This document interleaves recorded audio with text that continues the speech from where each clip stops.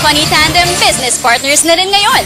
Nandito tayo sa Salon de Pukwang sa may West Avenue, Quezon City at invited tayo sa grand opening ng salon na ipinatayo ni Pu at Pokwang. Congratulations sa salon ninyo. Ano naman feeling nyo na open na siya? Actually, matagal na siyang open. Ngayon lang namin siya talaga pinabless.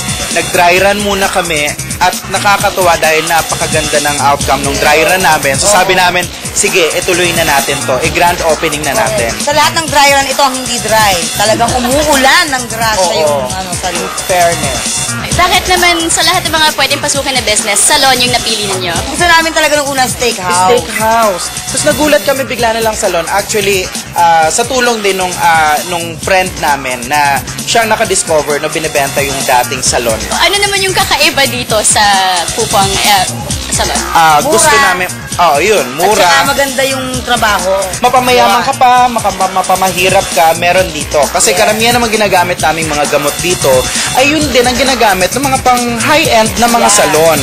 So bakit pupunta ka pa sa sobrang high-end na may bibigay din naman pala namin dito? Do you think na in the future magkaka-second branch, magkaka-follow up na to?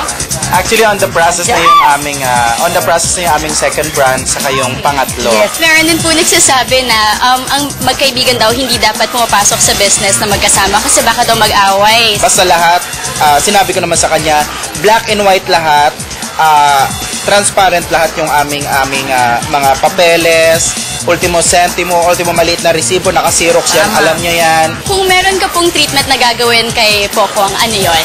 Face relocation. Para maranasan mo naman na yung mukha mo nasa gilid, ano yung ganun. Sa akin, sige. Boots pa. Kasi medyo makapal na kalyo. Si Jessica Liton para sa SNN Showbiz News ngayon.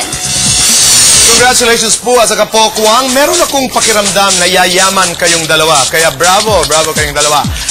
Pilipinas para sa ating text poll. Sa Boys Over Flowers, sino para sa inyo ang bagay kay Jandy? A. Jihu ang nagsabi po, nagsalita ng bayan. Ang nagsabing A, Jihu ay 40.83%. Samantalang nagsabing B, Junpyo ay 59.17%. Maraming salamat po at magandang gabi, Pilipinas. Ito po ang SNN Showbiz News ngayon.